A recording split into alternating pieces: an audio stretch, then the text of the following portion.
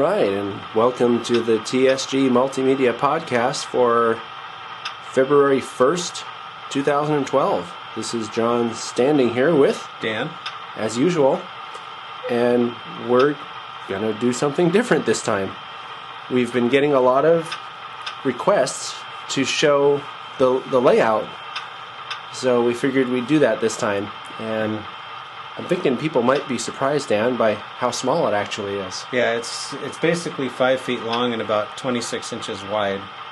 It's more or less built to Fremo standards, although I haven't ever used it or tried to take it to a meter or anything. Or it doesn't have all the electrical connections. I don't think that you need for that either. But I picked some standard to make a module when I made it. I figured it was better than just making up something. So I liked this one because the tracks go down the middle, and I thought it would give me more foreground for photography. Right. And that's this module is basically set up to be mostly scenic so that I can use it as a backdrop for photography. It is operational. I mean, I can run the trains on it and stuff, and I do. But, primarily I designed it as really for our weathering video, the first two that we did on freight cars. Oh, right. So that, and the DCC videos also for the locomotive DCC installs. We used it first for the DCC installs. Yeah, we did actually. Because that was right. We did run-bys, but we had another one attached to the back of it, right? I built two, but the second one isn't finished. It's basically just a plywood box, and it's not here because I don't really have room to leave it set up in this place where I'm living right now. It's just too long because it's two modules together is 10 feet, and I just don't have the space for that. So as much as I'd like to, it would be a lot neater if it was a little bit longer. You could do more with it. But anyway, the finished portion is this section, and everything works. Yeah, it is definitely a good backdrop.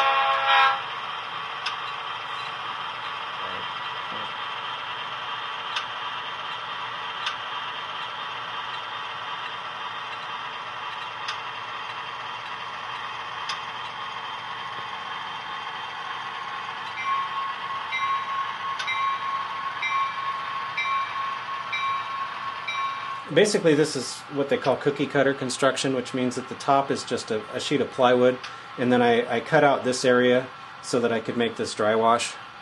And the bridge is it was built from an article in the June 1985 Mainline Modeler, which was all about Southern Pacific ballasted deck trestles. And so I made a double track version.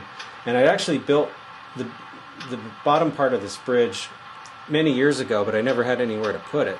So it was like languishing in a drawer and slowly falling apart. And then when I was going to do this module, I thought, wow, it would be really cool to have a little bridge on it. So I resurrected the bridge and then finished, building the railings and everything else, and installed that. And it's actually built out of plastic, but I painted it to try to make it look more like wood, which is the real one. Yeah, it looks like wood. Yeah. And then this culvert was actually a refugee from my last layout. It's sort of embedded in a base of styrofoam, and I just kind of cut the whole thing out when I took my layout apart because I had to move, and kept that little piece. And then I used that here as I thought, well, I need the channel for water here to go somewhere, and I didn't want it to go all the way through because I wanted to have the rear scenery in the back be higher so that, again, for photography, you'd have something behind it. So I thought, well, gee, that's a good place for that. So I used that there, and then I also installed a chain link fence around it, which is new. That mesh is actually by Scale Scenics. It's aluminum micro mesh, and it's pretty close to scale, I think, and it has the right airy look. Some of the meshes that come with the fence kits are too coarse. The spacing between the little wires on the mesh is too big, or sometimes they use like bridal veil material, which never looks right to me. It always looks like somebody stuck a bridal veil on a fence post. You could use the layout to get married. Yeah. Or something. Yeah. So I've added some line side details too, like these electrical boxes and a this is a detector of some kind. I think it's for dragging equipment. It's supposed to be anyway. Not sure that's really era correct, because I've never quite seen one like that, but it looks cool, so what the heck. I got a dispatcher operated type switch machine on this. This is part of a crossover, this switch here. And this one is a spur, so this has just a switch stand which actually operates. Oh, there it goes. Yeah. Switch motors are the slow type, so it takes them a little bit, but it's kind of neat. I have it fixed so it works, which I kind of like. And then, of course, I had to include one of these gas line markers because John and I sort of have this running joke when we go out and film trains. It seems like no matter where we go filming trains, there's always at least one of those in the shot somewhere. I think every one of our videos has one of those things in it someplace. So I had to put some of those on here too. Yeah, and in some cases they ruin the shot. Yeah. And actually all this is a piece of styrene rod that I rounded off on the end and painted. So pretty simple. Yeah, but it looks just like the real thing. Yeah. Okay, so now this is over on the other side of the layout, right? On the right side. This is on the other end, and this is my other fence that I made to enclose this little mini industry. I guess this would be more of an office building, really, because it's way too small to be a factory. But I built a little. I'll move this car for a second. I built this little loading dock, and this is just made out of styrene with some old rail on the front, because I've seen real loading docks like that. In fact, there was one in Roseville, I think, when we did our Day at Roseville shoot. Oh, right. I saw one that was made similar to this, so I kind of like that. This little crossing is made just from pieces of rail put in between, and there's actually some like that at Brightside Yard in Niles, so that's where I got that idea.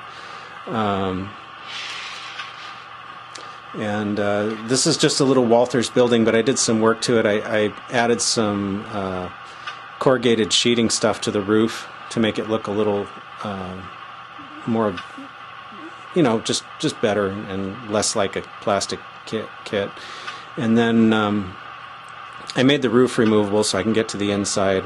I got a single LED in there just to light it up, and I put a fake wall in the middle, just a sort of a view block, so that you can't see from one side of the building to the other. Although, as you can see, there's not really anything in there. I suppose I could add some detail at some point, but you don't really now, need it right now. You can't really see in there that well. Yeah. So, and then I got some just cluttered junk in the back. And then I got some oil drums and forklifts and pallets and stuff on the loading dock, and you can park some vehicles around. There's a porta potty and a little cat and a little trash barrel made out of one of the barrels, and so just some little details. So the trees are from Scale Scenics with some Woodland Scenics foam added. I like the Scale Scenics tree material because it's nice and airy, but I don't like just using it plain. I like to enhance it with some foam and other things. But and then the poles the telephone poles are from Walters, and it's strung with some monofilament wire or line. It's basically like fishing line, which I like because even though it looks taut, it's pretty flexible, so that if you elbow it or something, it's not going to break or snap the poles. It's got a lot of give in it. So it wouldn't be much fun unless we saw a train running on this. Right. So what are you going to do here? I'm just going to pick up one of these cars and take it away as far as you can take it on this thing. You just don't run the locomotive off the end of the track. Except I think we're going to have a little bit of got to do this manually here. Is that the guy getting out of the train to connect the air hose? The trouble is this engine is just a little bit too long for this layout, or this curve's a little too sharp, so the couplers won't align. So you can actually see these cars are both from the weathering videos, aren't they? Yeah, they are. I know I recognize the one with the tires in it. Yeah, these are from the weathering and detailing volumes 1 and 2 that we did for freight cars. And the engine is actually the first completed engine we've got for the volume 3 weathering and detailing diesels. Oh, right. Yeah, so there's a little sneak preview for everybody. Right. This is this engine number 557 is actually a model of a locomotive that we filmed during our Day at Niles video. Yeah. Pulling the BNSF Warm Springs local, and so that's how I modeled it, and pretty happy with the way it turned out. It's nice and dirty. The car we're about to pick up is a model of a car that we saw in Stockton during the filming of our Day at Stockton video. So, yes, I remember that one. yeah, so I thought that was kind of neat because, you know, I always like to model stuff that I've actually seen. So. And both of these things are things that I've seen too, which is kind of interesting to me. Yeah. So now pay very close attention, everybody, because this is a little sneak preview of one of the locomotives that's going to be on the Weathering and Detailing Locomotives video that we're in the process of filming now. Yeah. This is the first one that is actually completed. Yeah. Check out the details on this thing. It's really nice.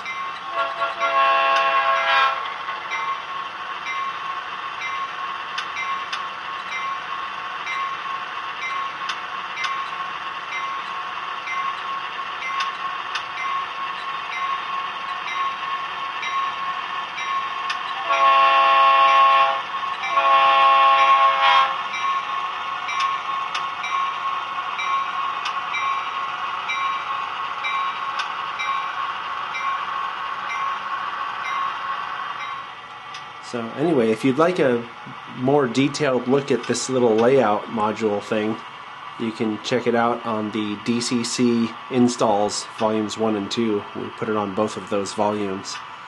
Yeah, it's a bonus chapter. Right. So anyway, I guess we should wrap this up then, Dan. You can take a look at our next video podcast on March 1st. And of course, as always, the audio podcast comes out on the 15th of every month. Our next scheduled audio podcast will be February 15th. So, thanks for watching. Yeah, thanks.